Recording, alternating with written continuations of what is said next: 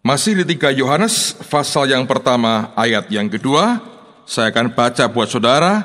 Saudara yang kekasih, aku berdoa semoga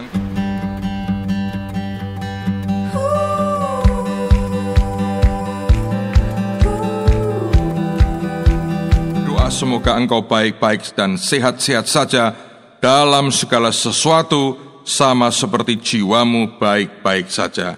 Lihat sekali lagi, Yohanes mengatakan, I wish above all things, aku berdoa, aku berharap di atas segala yang lain, that thou mayest prosper and be in health.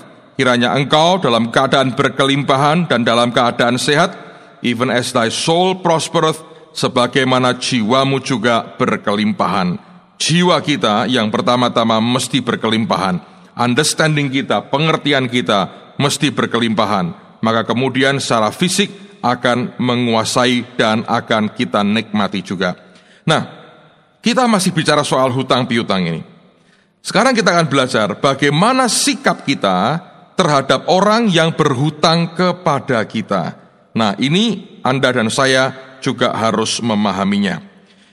Yang pertama, mari buka lagi di Ulangan pasal yang ke-28. Dalam kitab Ulangan pasal yang ke-28, saya ingin tunjukkan lagi Ulangan 28, perhatikan pada ayat yang ke-12. Ulangan 28 ayat yang ke-12.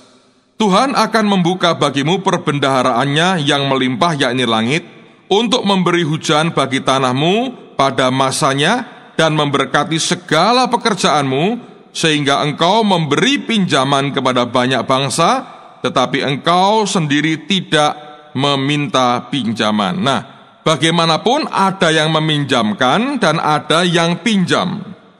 Kita tidak bisa memaksa orang untuk berkata, kamu jangan berhutang. Kebenaran sudah disampaikan, tapi pada kenyataannya ada orang-orang yang belum mengerti kebenaran ini, atau juga ada orang-orang yang belum bisa mengaplikasikan dalam hidupnya, mungkin karena kekuatan imannya masih belum memadai, sehingga kemudian dia tetap harus pinjam kepada orang. Dan tentu ketika dia pinjam, segala konsekuensinya haruslah dia tanggung dalam hidupnya. Nah, sekarang persoalannya, apakah kalau ada orang pinjam itu kita mesti memberikan pinjaman? Ternyata memberi pinjaman itu bagian daripada berkat yang Tuhan berikan dalam kehidupan kita. Sebaliknya kalau orang itu terkutuk, orang itu justru kondisinya malah bukan hanya tertekan, tapi dia harus minta pinjaman. Ya, lihat dalam Ulangan pasal yang sama, pasal yang ke-28. Tadi kita sudah baca bagian berkat, tapi sekarang lihat pada bagian kutuknya. Alkitab mengatakan begini di Ulangan 28 pada bagian ayat yang ke-43 dan 44, Alkitab berkata, orang asing yang ada di tengah-tengahmu akan menjadi makin tinggi mengatasi engkau, tetapi engkau menjadi makin rendah. Nah, ini keadaan orang yang terkutuk. Ia akan memberi pinjaman kepadamu, tetapi engkau tidak akan memberi pinjaman kepadanya. Ia akan menjadi kepala, tapi engkau akan menjadi ekor. Nah, jadi orang yang diberkati itu orang yang memberi pinjaman. Jadi, sedangkan orang yang tidak bisa memberi pinjaman atau malah minta pinjaman itu tidak hidup dalam berkat Tuhan. Nah, sekarang apakah kita memang punya kewajiban untuk kita memberikan pinjaman? Lihat dalam kitab Ulangan pasal yang ke-15. Ulangan pasal yang ke-15. Perhatikan pada ayat yang ke-8. Ulangan pasal 15 ayat yang ke-8. Tetapi engkau harus membuka tangan lebar-lebar baginya dan memberi pinjaman kepadanya dengan limpahnya, cukup untuk keperluannya seberapa ia perlukan. Nah, kepada siapa pinjaman ini diberikan? Lihat pada ayat yang ke-7. Dikatakan, jika sekiranya ada di antaramu seorang miskin, salah seorang saudaramu di dalam salah satu tempatmu, di negeri yang diberikan Tuhan kepadamu oleh Tuhan Allahmu, maka janganlah engkau menegarkan hati ataupun menggenggam tangan terhadap saudaramu yang miskin itu. Ayat 8, tetapi engkau harus membuka tangan lebar-lebar baginya dan memberi pinjaman kepadanya dengan limpahnya, cukup untuk keperluannya seberapa ia perlukan. Jadi kalau kita diberkati Tuhan, bagian daripada kewajiban kita adalah memberi pinjaman. Artinya karena kita ini berkelimpahan, kita punya lebih daripada yang kita butuhkan, lalu kemudian kita punya dana untuk kita bisa berikan untuk menolong akan orang lain. Nah, kalau Anda masih belum puas, lihat di Mazmur sekarang. Lihat pada Mazmur pasal yang ke-37, ayat yang ke-23 mulai. Mazmur pasal 37, lihat mulai ayat yang ke-23. Tuhan menetapkan langkah-langkah orang yang hidupnya berkenan kepadanya. Apabila ia jatuh, tidaklah sampai tergeletak, sebab Tuhan menopang tangannya. Dahulu aku muda, sekarang telah menjadi tua, tetapi tidak pernah kulihat orang benar ditinggalkannya, atau anak cucunya meminta-minta roti. 26. Tiap hari ia menaruh belas kasihan dan memberi pinjaman, dan anak cucunya menjadi berkat. Ini bagian dari orang yang takut akan Tuhan, yang hidupnya berkenan kepada Allah. Orang yang berkenan kepada Allah itu orang pasti diberkati Tuhan dengan luar biasa. Dan bagian daripada berkatnya adalah tiap hari ia menaruh belas kasihan dan memberi pinjaman. Jadi kalau kita ini berkenan, Tuhan memberkati kita. Bagian daripada wujud berkat itu adalah saudara dan saya memberi pinjaman. Kepada siapa? Kepada orang yang sungguh-sungguh membutuhkan pinjaman. Dan kita mengulurkan tangan kita untuk menolong mereka. Lihat lagi Mazmur 112. Mazmur 112. Mungkin malah ada orang berkata gini, Pak, kalau begitu, karena ada bagian yang meminjami, ada bagian yang pinjam, Pak. Jadi boleh dong saya pinjam. Saya berkata sekali lagi, apa sih gagahnya pinjam? Kenapa nggak berkata, bagian saya Pak, minjamin? Itu jauh lebih baik, saudara. Banyak orang punya idealisme dan cita-cita yang tidak benar. Mazmur 112, ayat yang ke-5 dan ayat yang ke-6. Saya bacakanlah mulai ayat yang pertama, karena ini ayat indah sekali. Judulnya Bahagia Orang Benar. Lihat akan kebahagiaan orang benar, Mazmur 112. Haleluya, berbahagialah orang yang takut akan Tuhan dan yang sangat suka kepada segala perintahnya. Anak cucunya akan perkasa di bumi, angkatan orang benar akan diberkati. Harta dan kekayaan ada dalam rumahnya, kebajikannya tetap untuk selamanya. Di dalam gelap terbit terang bagi orang benar, pengasih dan penyayang orang yang adil. Ayat 5, mujur orang yang menaruh belas kasihan dan yang memberi pinjaman, yang melakukan urusannya dengan sewajarnya. Sebab ia takkan goyah untuk selama-lamanya. Orang benar itu akan diingat selama-lamanya.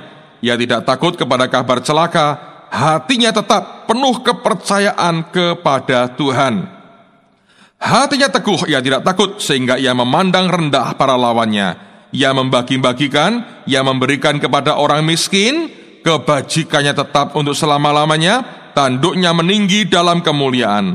Orang fasik melihatnya lalu sakit hati, ia menggertakkan giginya lalu hancur. Keinginan orang fasik akan menuju kebinasaan. Perhatikan, Alkitab mengatakan, mujur orang yang menaruh belas kasihan dan yang memberi pinjaman.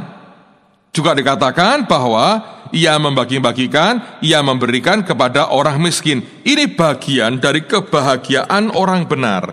Jadi kalau Anda dan saya menjadi orang yang diberkati, hidup dalam anugerah, dalam berkat Tuhan, maka sebetulnya bagian dari berkat itu adalah memberikan pinjaman. Nah, sekarang pertanyaannya, bagaimana sikap kita terhadap mereka yang pinjam? Tadi kita sudah belajar, yang pertama ya mestinya kita pinjami. Tapi sebetulnya bagaimana kalau ada yang dipinjam dan kemudian kita merasa belum dikembalikan?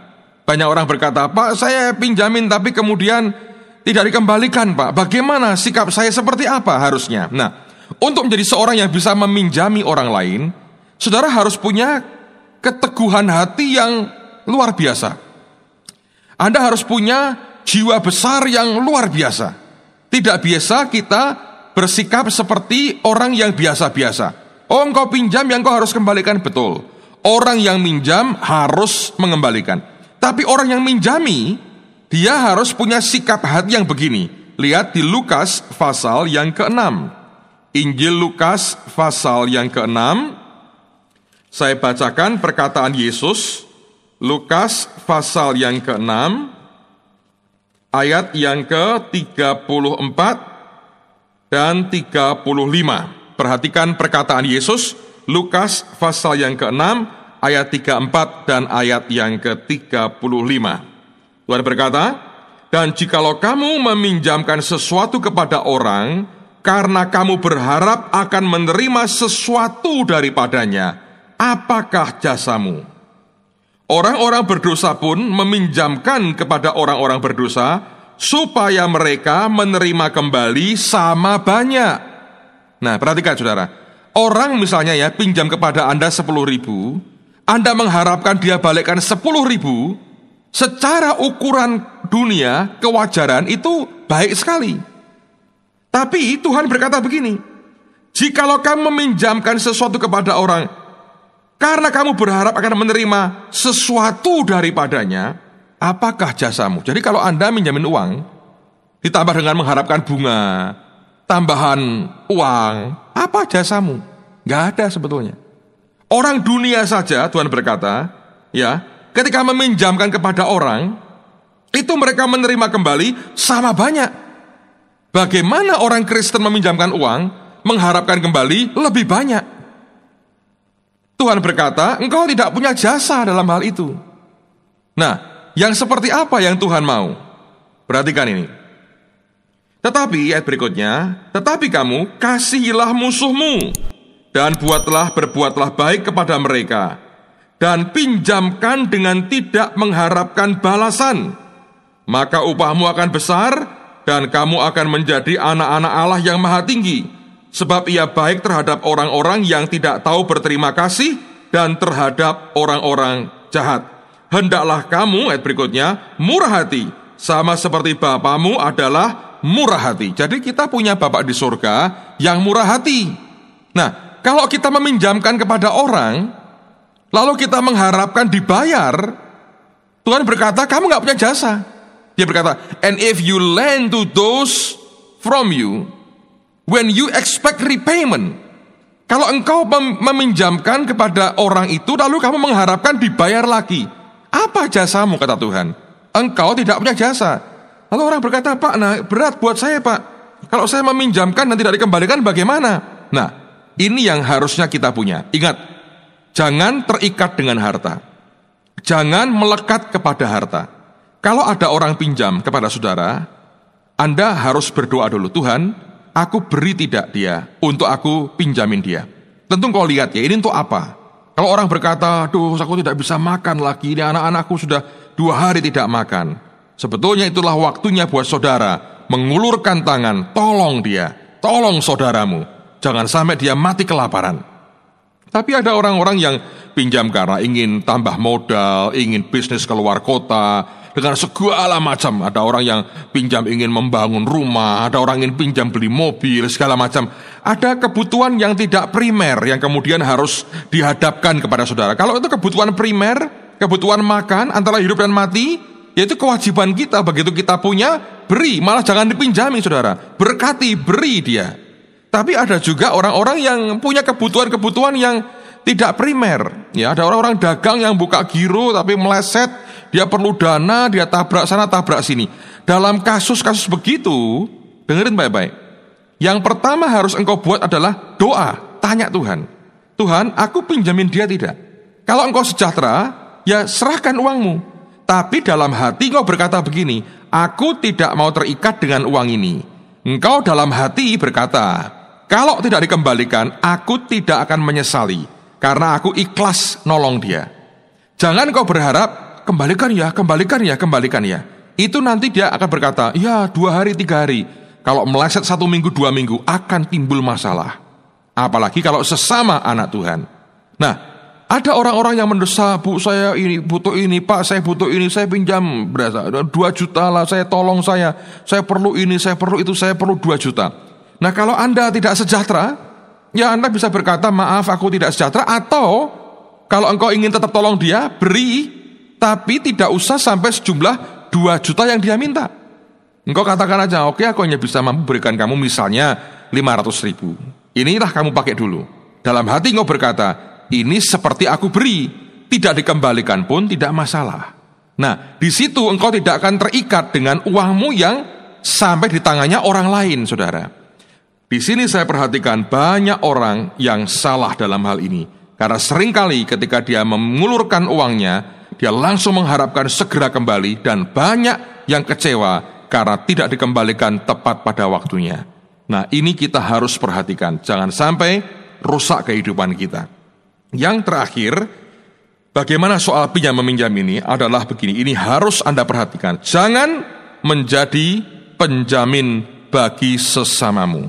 Nah, banyak orang Kristen jatuh dalam hal ini karena dia menjamin orang lain. Seseorang datang kepada orang lain, si A datang ke si B berkata, si C ini mau pinjam uang ini, sudahlah kamu pinjamin, aku yang jamin dah.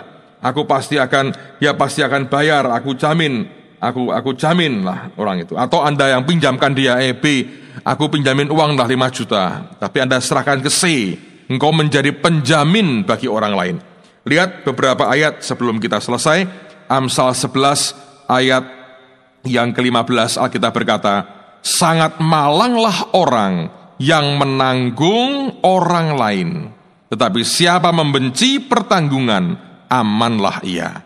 Kalau Anda suka menanggung orang lain, Alkitab berkata, sangat malanglah orang yang menanggung orang lain. Amsal yang sama pada pasal 17, perhatikan pada ayat yang ke-18. Alkitab berkata, orang yang tidak berakal budi, Amsal 17:18. Orang yang tidak berakal budi ialah dia yang membuat persetujuan yang menjadi penanggung bagi sesamanya. Kalau Anda suka nanggung sesamamu, Alkitab berkata itu tidak berakal budi. Pasal 22 di Amsal yang sama, ayat yang ke-26 dan 27. Alkitab berkata, janganlah engkau termasuk orang yang membuat persetujuan dan yang menjadi penanggung hutang. Mengapa orang akan mengambil tempat tidurmu dari bawahmu jika engkau tidak mempunyai apa-apa untuk membayar kembali? Saya mau ulang lagi, perhatikan Amsal 22, 26, 27. Jangan engkau termasuk orang yang membuat persetujuan, dan yang menjadi penanggung hutang. Engkau tidak hutang, tapi engkau nanggung hutang temanmu atau saudaramu yang lain. Jangan. Mengapa orang akan mengambil tempat tidurmu dari bawahmu bila engkau tidak mempunyai apa-apa untuk membayar kembali? Saya sudah bertemu dengan cukup banyak orang di berbagai tempat, di berbagai kota. Orang yang jadi penanggung bagi orang lain, dan pada akhirnya dia tidak bisa membayar akan apa yang dia tanggung.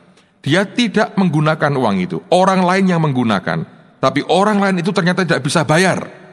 Dia yang harus bayar. Saya sudah pernah ketemu seorang yang ketika salah satu keluarganya meninggal, warisan begitu banyak warisannya, dalam waktu singkat semua hartanya ludes, tanpa dia mengenyam apapun yang nikmat dari hartanya, hanya gara-gara dia nanggung utang orang lain. Ada orang lain yang mau beli berlian atau mau pinjam apa, dia utangkan kepada orang lain, tapi orang yang mengutangi taunya dia, ketika yang pakai uang kabur dan tidak bisa bayar, orang ini harus tetap ngangsur sampai habis semua hartanya. Pada akhir hidupnya, dia tidak punya apa-apa, tanpa dia mengenyam sama sekali dari apa yang dia bayar dengan warisan yang dia terima waktu itu.